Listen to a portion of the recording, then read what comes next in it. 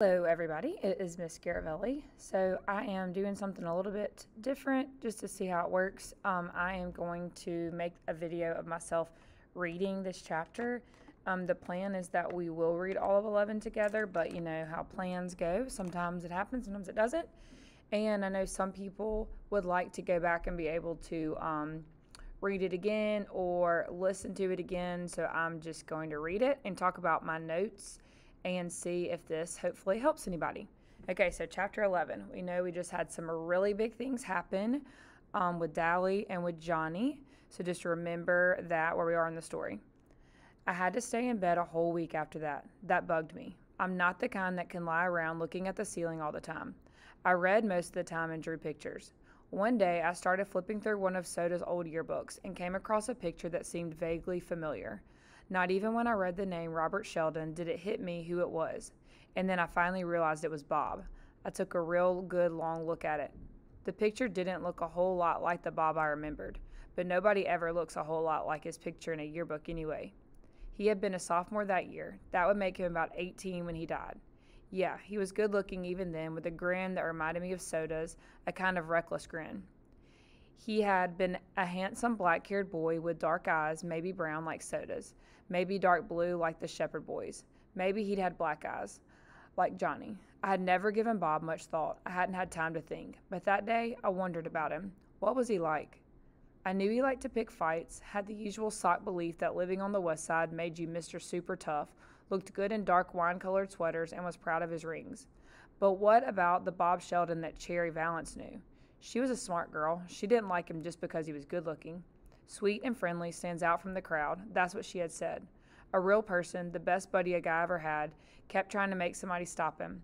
Randy had told me that. Did he have a kid brother who idolized him? Maybe a big brother who kept bugging him not to be so wild. His parents let him run wild because they loved him too much or too little. Did they hate us now? I hope they hated us, that they weren't full of that pity the victims of environment junk the social workers kept handing Curly Shepherd every time he got sent off to reform school. I'd rather have anybody's hate than their pity. But then maybe they understood, like Cherry Valance. I looked at Bob's picture and I could begin to see the person we had killed. A reckless, hot-tempered boy, cocky and scared stiff at the same time. Ponyboy? Yeah? I didn't look up. I thought it was the doctor. He'd been coming over to see me almost every day, although he didn't do much except talk to me. Okay, so I'm going to give you a second to go back and take some notes and highlights. I'm going to talk about what I did. On this first page, I did a lot in orange because it was a lot of character information. So remember, after Johnny and Dally died, Ponyboy he had to stay in bed. And he read a lot and he drew pictures a lot, and that tells you about his personality. Then also he was looking at a yearbook and he saw this person, Robert Sheldon. We figured out that Robert Sheldon was Bob, who Johnny killed. So then he just kind of had a moment where he started thinking like, I wonder what Bob is really, really like. And right here, this is talking about like Cherry. He knows how great Cherry is. And he's like, there has to be something more. So I wrote right here, has to be something more to Bob than just being a sock.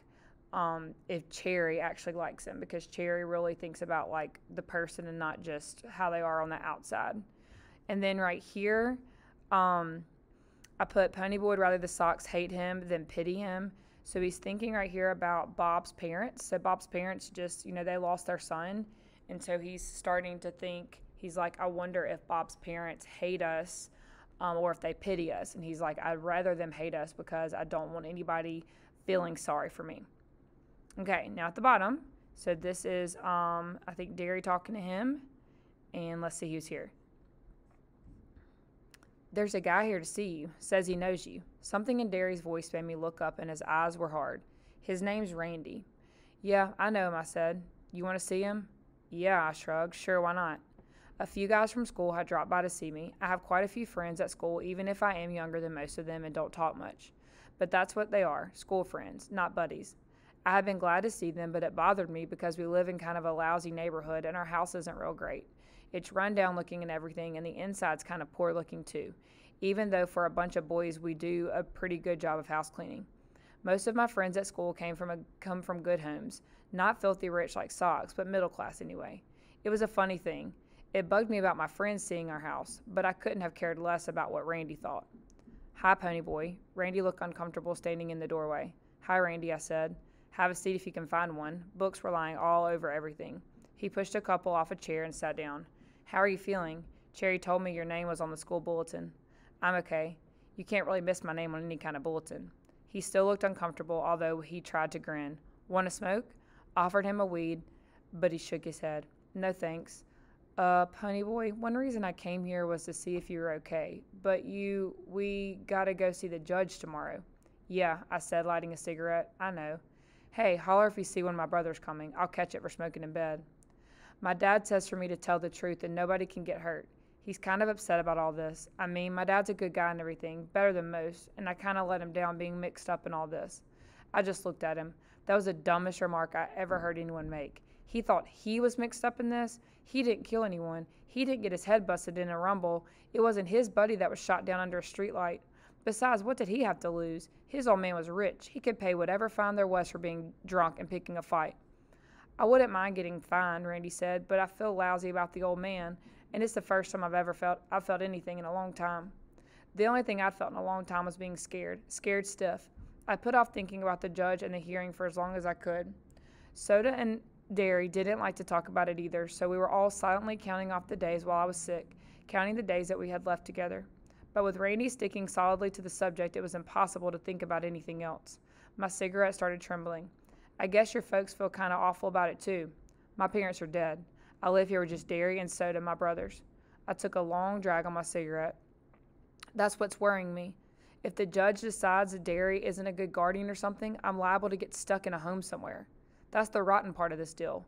Derry is a good guardian. He makes me study and knows where I am and who I'm with all the time. I mean, we don't get along so great sometimes, but he keeps me out of trouble, or did. My father didn't yell at me as much as he does. I didn't know that. Randy looked worried. He really did. A sock, even. Worried about some kid greaser was on his way to foster home or something. That was really funny. I don't mean funny. You know what I mean. Listen to me, Pony. You didn't do anything. It was your friend Johnny that had the knife. I had it. I stopped him. He was looking at me strangely. I had the knife. I killed Bob. Randy shook his head. I saw it. You were almost drowned. It was the black-headed guy that had the switchblade. Bob scared him into doing it. I saw it. I was bewildered. I killed him. I had a switchblade, and I was scared they were going to beat me up. No, kid, it was your friend, the one who died in the hospital. Johnny is not dead. My voice was shaking. Johnny is not dead. Hey, Randy. Derry stuck his head in the door. I think you better go now. Sure, Randy said. He was still looking at me kind of funny. See you around, Pony. Don't ever say anything to him about Johnny, I heard Derry say in a low voice as they went out. Okay, so let's stop and talk about this for a second. Okay, so Randy came to see him, and this part in the orange, so I highlighted this part in the purple because a big plot point I think is Randy coming to see him and their conversation. And then the orange, this will be a character development moment because it shows you how like Ponyboy's talking about how he has like a lot of friends at school, but they're just school friends, they're not like his real friends. And he talks about how they came to see him, and it kind of bothered him that he lived in a not-so-nice house in a not-so-nice neighborhood. But he talks about how when Randy came, he could care less what Randy thought of his house. So it just shows you again, like, he's a sock, and he's just not worried about him. But, like, people that he actually cares about, it bothers him about his house. So I wrote, seems like Ponyboy was a little ashamed of what his house looked like.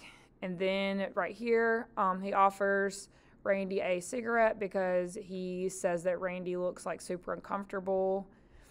Then right here we figure out why Randy's uncomfortable, because he's pretty much there to be like, hey, I'm going to tell the truth about what happened. Like, we have to go to court. So they're going to court tomorrow. And right here, it talks about how Randy's dad wanted him to tell the truth. And he's like, hey, if you just tell the truth, nobody can get hurt. And he's like, I feel bad for my dad because my dad's like a good guy, and I think I let him down. And then right here, Ponyboy kind of gets mad, which I totally feel the same way. He's like, you are mixed up in this? Like, how are you mixed up in this? Your friend didn't get shot under a streetlight. Like, Johnny just died. Like, all these things happened. Like, I got my head busted in, and nothing happened to you. So he's annoyed. And then he's like, and if Randy does get fined, like, he's rich, so, like, his parents will be able to pay for it. Like, what would we do? And then right here, it's kind of Soda and Derry and Ponyboy haven't really talked about court because they're scared of what's going to happen. They're scared that if he goes to court that they're going to be separated. So they've kind of just been avoiding that conversation. And then right here, Randy kind of sticks his foot in his mouth when he says, well, your parents will be, feel awful about it too, I'm sure. And he's like, no, actually, my parents are dead. And then he explains to him right here about, this is a plot point or a sad part, that he's worried that if he goes to court that he'll get separated from his brothers. And then this is in pink, a loving moment because he's admitting that Derry is a good guardian. And then right here, Randy didn't know this about Ponyboy's family. And so this is a character development moment because he didn't think about a sock actually caring about, his feelings in his life. Then right here is kind of a big moment and sad. So Ponyboy is not admitting that Johnny is dead. He's also, sounds like he's trying to take the blame for what happened. So we don't really know if he's trying to take the blame or if he's just kind of confused because of his concussion. So we'll have to find out. And then right here, Derry comes in and he's like, okay, maybe Randy, you need to leave. And then Ponyboy hears him say, hey, maybe don't talk about Johnny anymore to Ponyboy. So I'm going to start right here. He's still pretty racked up mentally and emotionally. The doc said he'd get over it if we gave him time. I swallowed hard and blinked. He was just like all the rest of the Sox, cold-blooded and mean. Johnny didn't have anything to do with Bob's getting killed. Ponyboy Curtis, put out that cigarette. Okay. I put it out. I ain't gonna go to sleep smoking, Derry. If you make me stay in bed, there ain't anywhere else I can smoke. You're not gonna die if you don't get a smoke, but if the bed catches on fire, you will. You couldn't make it through the door with all that mess. Well, golly, I can't pick it up and Soda does it, so I guess that leaves you. He was giving me one of those looks. All right, I said. That don't leave you. Maybe Soda will straighten it up a little. Maybe you can be a little neater, huh, little buddy? He never called me that before. Soda was the only one he ever called little buddy. Sure, I said. I'll be more careful. Okay, so this makes me so happy because Derry is, I guess, kind of finally showing some affection toward Ponyboy. So I said, so glad that Derry is showing Ponyboy that he loves him. And then the big notes I wrote down right here. They're about to go to court for Bob's death.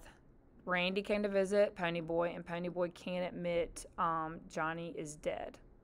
Okay, so hopefully this will help you guys as you are reading. And please let me know if it does or if it doesn't. Okay, see you later.